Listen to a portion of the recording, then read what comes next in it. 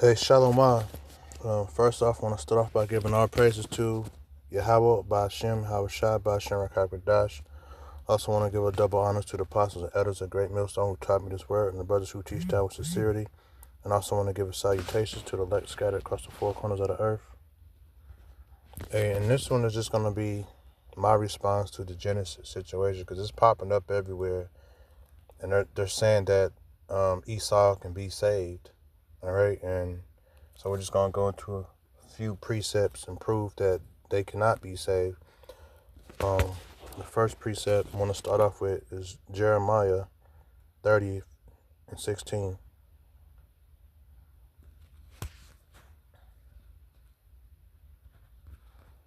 Because y'all going into slavery, bro. You're not escaping this, man. People like to get on here and look, never mind. Let's just get into it. This is Jeremiah 30:16. Therefore, all they that devour thee shall be devoured. And what is it talking about? All them that devour thee is talking about the Israelites. Because all you nations had a hand in helping the destruction of the Israelites and slavery of the Israelites. All you nations, all you heathen Nathan had a hand in it.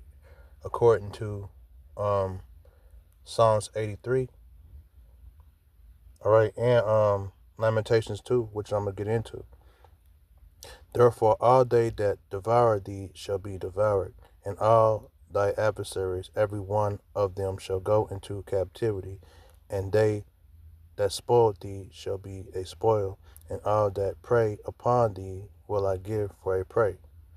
For I will restore health unto thee, and I will heal thee of thy wounds, said the Lord, because they called thee an outcast, saying, This is Zion, whom no man seeketh after. And Zion is Israel, Israelite. So as you hear it right here, the Lord saying you're going into captivity, and that's all you other nations. All right, let's get Lamentations 2.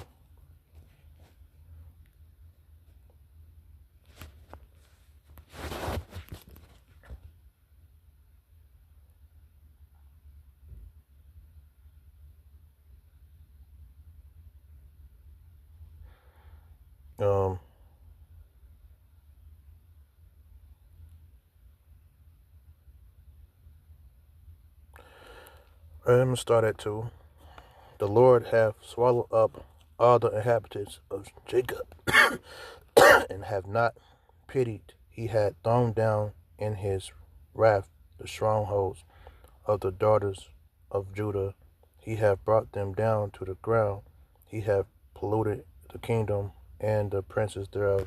So the Lord saying he brung down Judah. All right, for he brung us down. He deliberately put us into slavery and put these other nations over us because we don't follow the law, and we turn our back on Yahweh Shem and Hawashai all the time. Just read the scriptures. So the Lord threw us down, put his wrath on us, which was hardcore slavery. All right. He had cut off his fierce anger all the horns of Israel. He drew down back his right hand from before thy enemies, and he burnt against Jacob like a flaming fire which devoured around about. He had bent his bow like an enemy. He stood with his right hand as a adversary and slew all that were pleasant to the eye. In the tabernacle of the daughters of Zion, he poured out his fury like fire. All right, so the Lord pretty much fucked us up.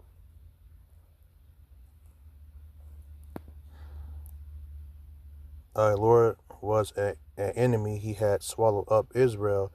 He hath swallowed up all her places, and had destroyed his strongholds, and have increased in the daughters of Zion mourning and lamentations. So I want to get to the part of her enemies.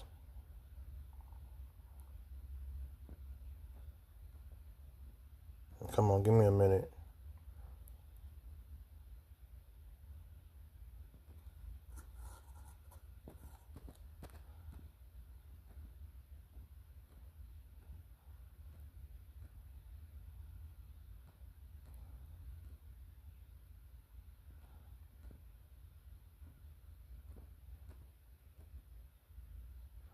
All right, this is it. Lamentations 2:15. All that pass by clap their hands at thee. They hiss and wag their heads at the daughters of Jerusalem, saying, Is this the city that men call the perfection of beauty, the joy of the whole earth? So pretty much this was all our enemies. All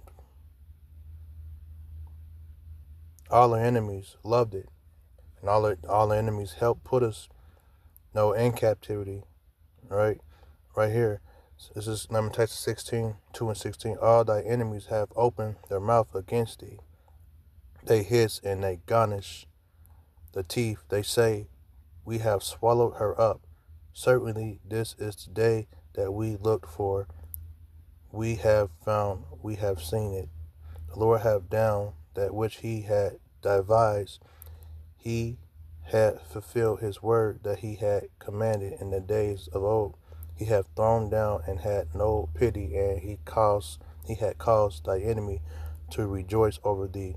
He hath set up the horn of thy adversary. Their hands cried unto the Lord, O wall of daughters of Zion, let tears run down like a river. Alright, so I pretty much proved the point out of this one. Like the enemies rejoice, and it was the Lord's work. But you best believe that the Lord's going to get his revenge on the enemies, right? Even though the Lord did it for a punishment, y'all were made for the Israelites, all right? Lucky I'm tired at the plantation, but no, what did I want? Songs 2, because even though the Lord put us through this, because we disobeyed him, he's gonna. All right, we're gonna learn a lesson, and the Lord's gonna bring us back in our power and bring back into how he made things to be. All right, in 61, Psalms 2 and 8. All right, this is Psalms 2 and 8. Ask of me, and I shall give thee the heathen for thy inheritance, and the uttermost parts of the earth for thy possession. That's slavery. When you inherit something that becomes yours. Thou shalt break them with a rod of iron. Thou shalt dash them in pieces like a pottery vessel. This is what we're gonna do to you in slavery. All right, we're gonna beat the hell out of y'all. Definitely Esau. Like the only time we're not gonna beat you heathens is on a Sabbath, Shabbat. All right, so the Lord's saying we're gonna beat the hell out of you enemies. Out of our enemies in the kingdom of heaven. Right, because y'all gonna be slaves. Thou shalt dash them in pieces like a pottery vessel. Be wise now, therefore, O ye kings, be instructed, ye judges of the earth. Serve the Lord with fear and rejoice with trembling. Right? So he's talking to his hopeful elect, which goes to Israel. All right? So we're going to beat the hell out of you guys in the kingdom of heaven with spiritual powers and spiritual gifts, because we were given the kingdom of heaven, the statutes, the commandments, not you heathens. The heathens cannot be saved unless they're a speckled bird. All right. So now I'm going to go on to Psalms 149.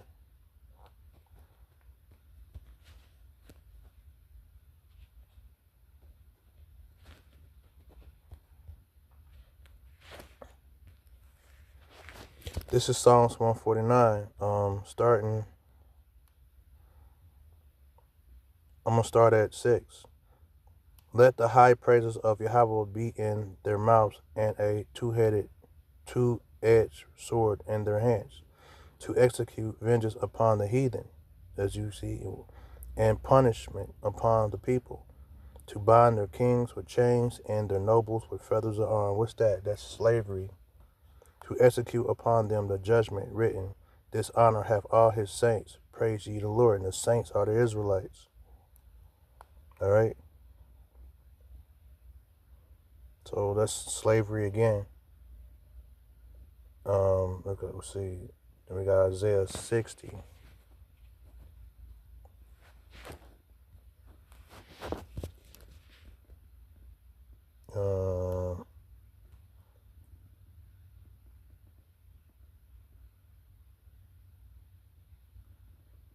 Give me a second.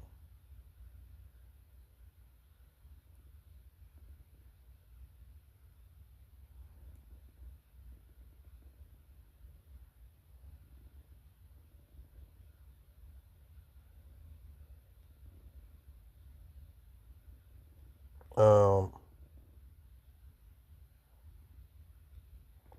yeah, this is talking about how you other nations are going to serve us.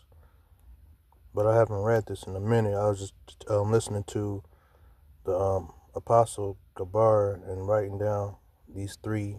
He said three scriptures that are guaranteed, to hit to let y'all know what it is that y'all going into slavery.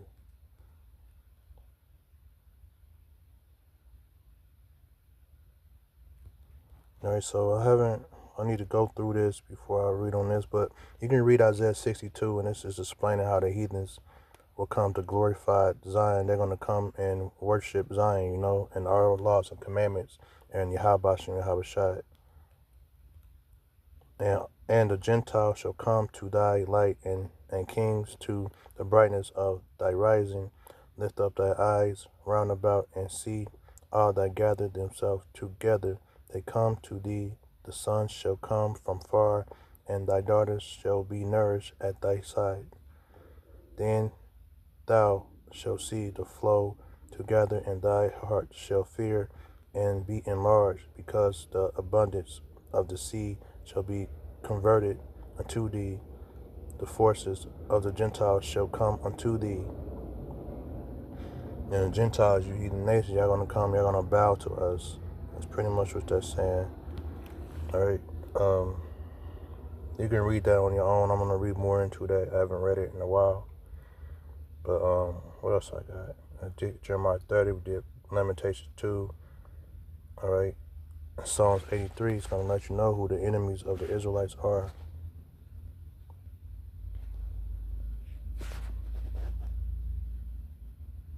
For lo, this is Psalms 83 and 2. For lo, thy enemies make a tumult, and they that hate thee have lifted up the head. They have taken crafty counsel against thy people, and consulted against thy hidden ones. They have said, Come and let us cut them off from being a nation, that the name of Israel may be no more in remembrance. And that's what's happening. That's what we're into. That's what we've been into for a long time. But here we are in 2025. You got Israelites everywhere. You got Drewski making fun of us. Everybody know who we are. So the people know they're Israel now. They should know who they are by now. All right. But these nations cut us off so bad that the Lord had to send his prophets out there to remind everybody who they was, because all these nations had a hand in us being cut off. And us being cut off as a nation, as we read. All right, from Israel, let us cut them off from being a nation, that the name of Israel may be no more and remembered. For they have consulted together with one consent. They are confederate against thee. And confederate means conspiracy. And conspiracy means one or three or more people conspiring to do harm to people. And they did that to us, as all these other nations did. They say they didn't, because our history has been erased, but the scriptures have the history. And this is our enemy, the tabernacle of Edom, the so-called white man, the Ishmaelites. All right, the Ishmaelites. That's the I think that's the Arabs of Moab. Moab be the I think the Chinese and the Japanese. And the Jingernets, Hebel and Ammon. Ammon being the Chinese people or the Asian people, and Amalek being the so-called Ish people, small hats, the Philistines, that's the Middle Eastern people, and the inhabitants of Tyre, Ashur also is joined them. They have hope, the children of Lot, Selah. And that's all I'm gonna read on that. That's pretty much all you heathen nations. You Africans, South Africans, North Africans, your Asian, Chinese, Japanese people, the Middle Eastern people, the Arabs, y'all all came up against the Israelites. So that y'all are an enemy, and what did the Lord say that should happen to our enemy? He said you should go into captivity. So, you there in Genesis, what the hell are y'all talking about? Man, it's all throughout the scriptures. There's way more precepts. All right, what the fuck are y'all talking about, man? Make it make sense. Because we read scriptures. We don't care about feelings. We don't get in our feelings. We just keep it direct. All right, let's pull Romans 3:3.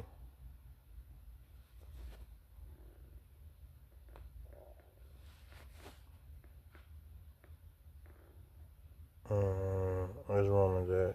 I don't know if it's New Testament.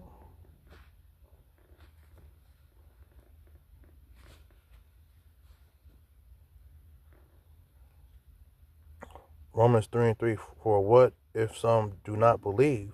Shall their belief make the faith of God without effect? God forbid.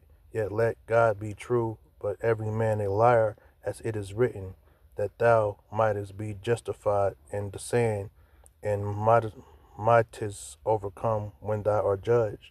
So we don't give a damn if you don't believe. We gonna keep pushing these scriptures. All right.